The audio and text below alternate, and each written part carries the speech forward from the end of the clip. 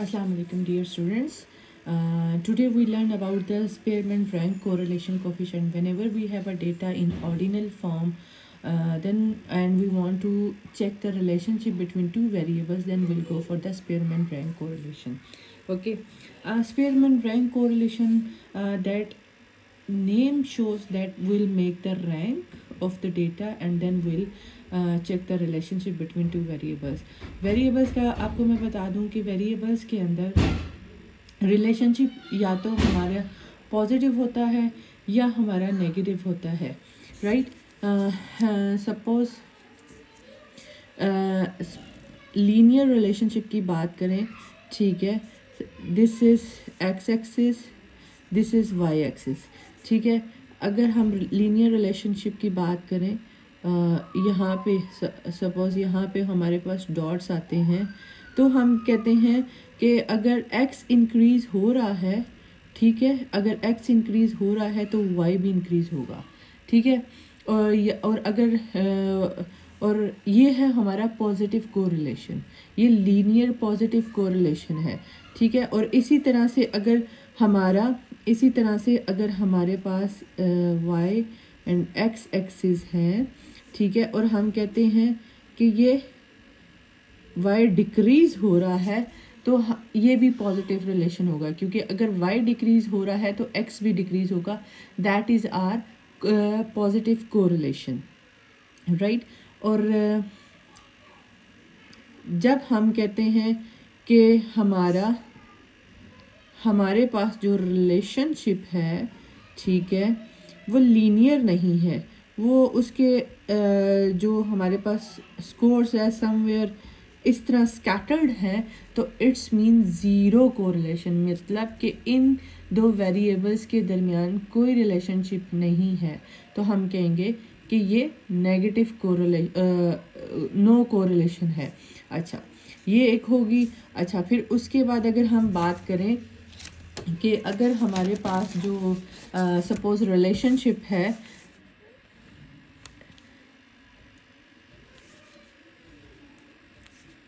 y and x का, तो अगर हमारे पास इस तरह है, ठीक है, लेकिन वो लाइन से ऊपर है, ठीक है, नियर टू लाइन है लेकिन लाइन से ऊपर है, ठीक है, तो इट्स मीन कि ये इसके साथ अटैच नहीं कर रहा, तो ये नेगेटिव कोरिलेशन है। ये पॉइंट आएगा 0.8, यानी कि इसमें हम कहेंगे कि अगर x इंक्रीज़ हो रहा है तो y डिक्रीज़ होगा, यानी x अगर इंक्रीज़ है तो y जो है डिक्रीज़ होगा, राइट। यानी रिवर्स में जाएंगे, ऑपोजिट में जाएंगे, तो वो हम कहेंगे कि that is a negative correlation, right. Same पे में, ठीक है, कि अगर ये हमारा y कुछ ज़्यादा इस तरीके से लीनियर के साथ कुछ ज़्यादा इस तरीके से फैला हुआ है, तो हम कह रहे हैं कि y जो इंक्रीज़ हो रहा है, ठीक है, ये y इंक्रीज़ हो रहा है और x हमारा डिक्रीज़ हो रहा है, ठीक है, डिक्रीज़ हो रहा है, तो ये भी एक नेगेटिव कोरिलेशन है। यानी अगर x इंक्रीज़ हो y डिक्रीज़ हो तो ये नेगेटिव कोरिलेशन है, या y इंक्रीज़ हो और x डिक्रीज़ हो तो ये नेगेटिव कोरिलेशन है। पॉजिटिव कोरिलेशन में दोनों एक डायरेक्शन में जाएंगे, नेगेटिव कोरिलेशन में दोनों डिफरेंट डायरेक्शंस में जाएंगे, और नो रिलेशन में देयर इज़ नो रिलेशन, यानी कि उनका रिलेशनशिप ही नहीं होगा। ये जब कुछ ज़्यादा लाइन से ज़्यादा स्कैटर होंगे, ये तो 1 के करीब आ रहा है तो स्ट्रॉन्गर रिलेशन है, लेकिन ये जो है 0.6 ये 1 से दूर है, ठीक है, तो हम कहेंगे that is a negative correlation, ठीक है। Okay, come to the topic. Okay, suppose we have the score of two groups, like अगर हम ये कहते हैं कि these are the students academic scores of final and mid term and final result, right, कि ये मिड टर्म के scores हैं और ये फाइनल के स्कोर्स हैं। तो अब हमने इनके देखना है कि क्या रिलेशनशिप एग्जिस्ट करता है कि नहीं करता। तो सबसे पहले हमने रैंक निकाल लिया। अब रैंक निकाला, ये एक्स का रैंक निकाला, हमने देखा कि सबसे लोएस्ट कौन सा है, that is 37, we mark it 1। Then सबसे लोएस्ट कौन सा है 40, वी मार्क इट 2।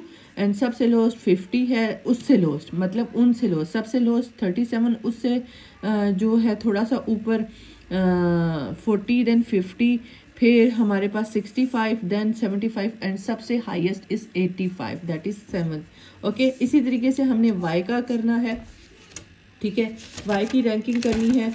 तो y की रैंकिंग में भी अगर हम देखें तो सबसे जो कम है दैट इज़ 40, ठीक है, और फिर उसके बाद है 40, उसके बाद है 46, ठीक है, y की है 40 और फिर 46, सॉरी 46 तो ये है, फिर है 46, ओके, फिर है 60, हाँ फिर 60, फिर हमारे पास है 60 के बाद 70,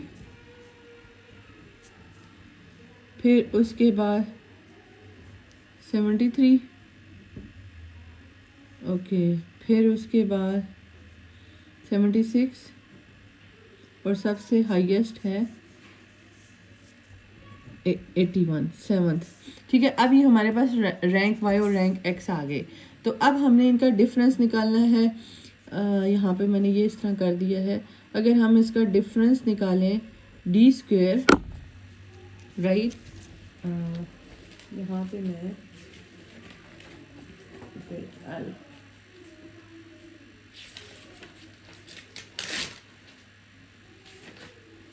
ओके, यहाँ पे हम निकालते हैं, नेक्स्ट हमारा है डिफरेंस डी स्क्वेयर, ठीक है। अब डी स्क्वेयर को हम करते हैं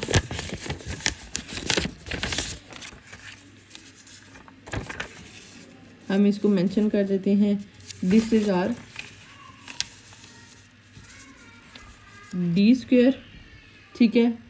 और डी का डिफरेंस निकालना है, डी का डिफरेंस निकालना है एक्स एंड वाई का।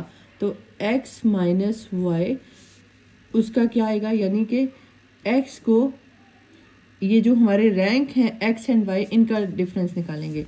तो जब 4 में से 4 हमने माइनस किए तो दैट विल कम 0, 1 में से 1 0, 5 में से 7 किए तो -2, 2 2 0, 3 3 0, 6 6 0, 5 7 में से 5 किए तो हमारे पास कितना बचा 2, राइट। देन अब हमारे पास, क्योंकि इस फार्मूला में देखें डी स्क्वेयर है, अब हम डी स्क्वेयर लेके आएंगे। अभी हमने पहले डी निकाला, लाइक डिफरेंस, रैंक का डिफरेंस हमने निकाला। अब हमारे पास नेक्स्ट स्टेप है दैट इज डी डिफरेंस, ठीक है। अब यानी डी स्क्वेयर, अब इनका स्क्वेयर 0 का 0, 0 का 0, 2 2 4 प्लस हो गया, ठीक है, 0 0 0 एंड 2 2 4 4 4, अगर हम इनको सम अप करें तो 4 का 8, यानी कि हमारे पास कितना आया 8। अब हम इसको फार्मूला में पुट करते हैं, राइट, फार्मूला में पुट करते हैं r -1 -6, उसी तरह आएगा सम ऑफ डी स्क्वायर, हमारे पास कितना था, दैट इज 8, ठीक है, 8, ओके। देन n हमारे पास टोटल नंबर कितने हैं, इफ़ यू काउंट n, ठीक है, ये हमारे पास n है 1 2 3 4 5 6 7, कितने हमारे पास n है, दैट इज 7 n है। तो हम यहाँ पे करेंगे 7 n का स्क्वायर, 7 को 7 से मल्टीप्लाई करें तो कितना आएगा, आपके सामने है, कितना आएगा 49 - 1, ठीक है, 7 को 7 से मल्टीप्लाई किया। अब सॉल्व करते हैं, 6 को 8 से मल्टीप्लाई किया, कितना आया 48,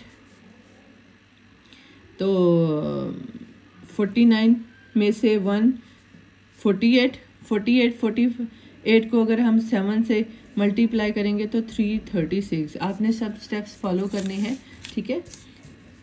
अब 336 एंड 48 को 336 पे आप डिवाइड करें, राइट, आप डिवाइड करें तो क्या आएगा, और 1 से माइनस करें, 1 - 0.142 आ गया, और इनमें से 1 माइनस करेंगे तो that will be 0.85 it's mean this is are.